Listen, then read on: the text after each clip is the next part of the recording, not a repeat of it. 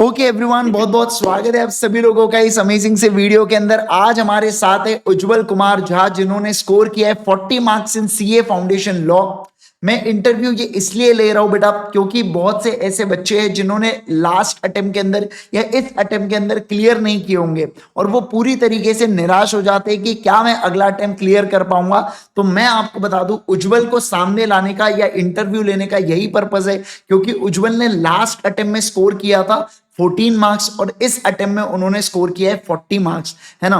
तो हम ये जर्नी जानना चाहते हैं कि कैसी ये जर्नी रही थी, उज्जवल ने ऐसा क्या किया जिससे उन्होंने ये ग्रोथ हासिल की है। देखो 14 से 40 मार्क्स पे पहुंचना अपने आप में बहुत मैसिव ग्रोथ है बेटा, ये आपको भी पता है, ये मुझे भी पता है। तो हम उज्जवल से जानेंगे, जिससे हम लोग मैक्सिमम बच्चे, उज्जवल फाउंडेशन में ऐसा होता है कि मैक्सिमम बच्चे फाउंडेशन में लॉ में फेल हो जाते हैं, तो वो कैसे लॉ के फियर को कम कर सके, वो कैसे लॉ में पास हो जाए, ताकि उनके मन का ये जो डर है ये पूरी तरीके से खत्म हो जाना चाहिए और इंटरमीडिएट में ये डर बिल्कुल नहीं होना चाहिए। उसके बारे में उज्जवल हम आपसे जानने वाले हैं, राइट। तो उज्जवल बताइए आपकी जर्नी के बारे में कि पहले आप हमसे कैसे कनेक्ट हुए, आप पहले जब फेल हुए थे तब आपने क्या क्या गलतियां की थी, और इस बार जब आप क्लियर किए तो आपने ऐसे कौन सी चीजों को ओवरकम किया है, प्लीज बताइए उज्जवल।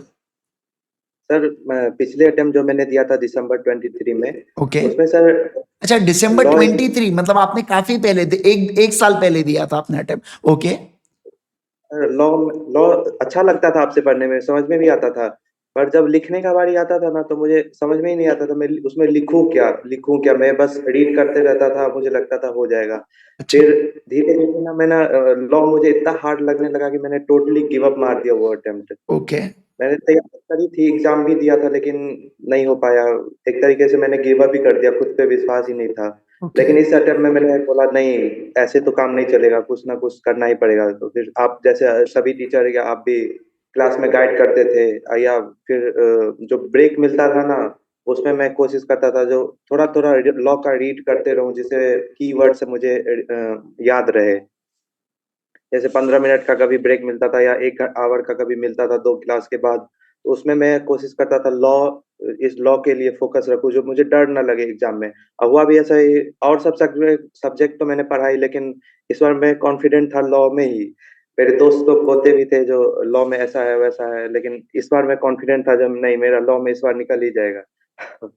तो वही था। और जैसे आप बताते थे कि रीड करो 4 पेज और फिर लिखो, या 1 पेज रीड करो फिर लिखो।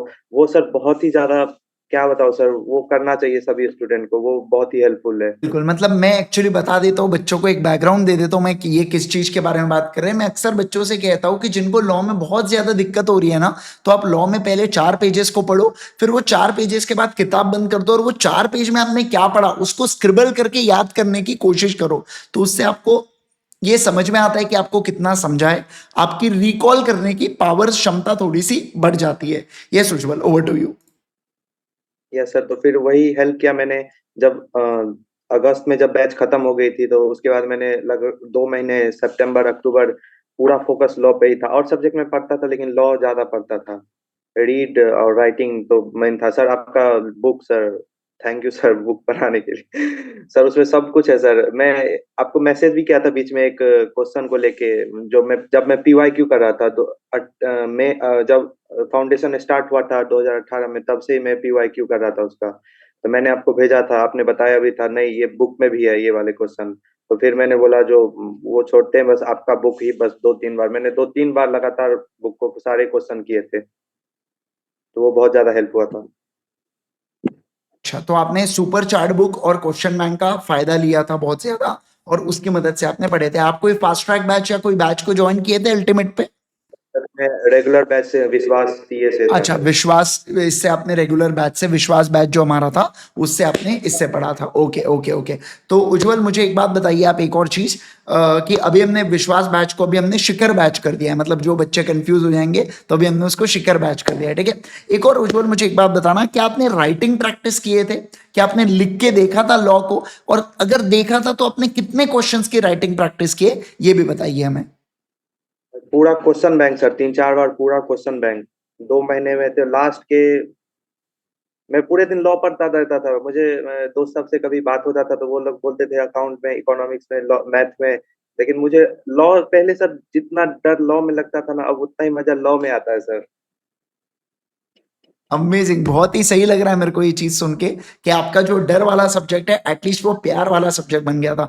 तो आपको क्लास के अंदर कॉन्सेप्चुअल क्लैरिटी ऐसे हो जाती थी।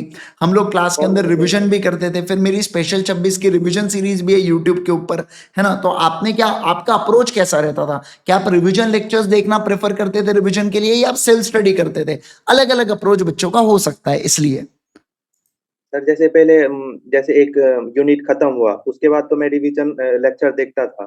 और उसके बाद मैं नहीं देखता, उसके बाद मैं खुद से रीड करता था, क्वेश्चन देखता था क्वेश्चन बैंक से, या फिर क्वेश्चन सॉल्व करने का ट्राई करता था। तो आपका अप्रोच ऐसा था, मैंने एक बार पढ़ा दिया, कॉन्सेप्ट समझ गया, एक बार रिवीजन वीडियो से पूरा सम अप कर लिया, फिर उसके बाद खुद से जितनी भी प्रैक्टिस करना है खुद से करने का, पूरा खुद से एफर्ट्स लेने का थोड़ा सा। अमेजिंग, बहुत बढ़िया, बहुत ही अच्छा अप्रोच था आपका।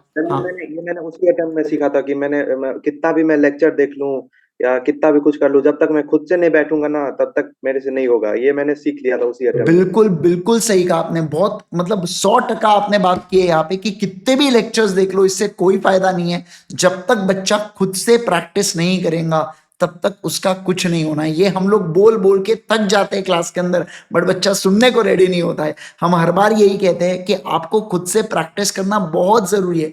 मैं 1000 सेशन लेके आ जाऊं यूट्यूब के ऊपर, उसका कोई फायदा नहीं है जब तक एक बार बच्चा खुद से प्रैक्टिस ना करे। तो आपने वो चीज अपनाई, और ये आपको आपको समझ में आ रहा है कि आपके रिजल्ट्स में ये चीज सेम रिफ्लेक्ट हुई है ना। तो ये बहुत ही अमेजिंग प्राउड की बात है बेटा। आपके पेरेंट्स भी बहुत ज्यादा खुश हुए होंगे आपके रिजल्ट से, है ना। हम भी बहुत ज्यादा खुश है, और डेफिनेटली आप तो खुश हुए ही होंगे।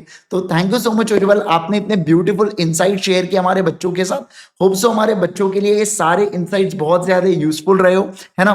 और अगर इन्हें कोई भी दिक्कत है तो वे कमेंट कर देंगे, फिर कमेंट करने का देख तो मैं नहीं, तो अगर आप कमेंट सेक्शन देखेंगे तो आप बच्चों की क्वेरी को सॉल्व कर देना, हमारे तरफ से बिल्कुल इजाजत है, कोई प्रॉब्लम उसके अंदर नहीं है, ठीक है। तो yes, that was Ujjwal Jha from Delhi guys. तो बहुत मजा आया इनके साथ बात करके। होप सो आप सभी लोगों को बहुत अच्छे इंसाइट्स मिले होंगे। अगर आप इस चैनल के ऊपर नए हैं तो जरूर से चैनल को सब्सक्राइब कीजिएगा, और अल्टीमेट सीए प्लेटफॉर्म को अगर आपने ज्वाइन नहीं किया है तो डेफिनेटली ज्वाइन कीजिएगा।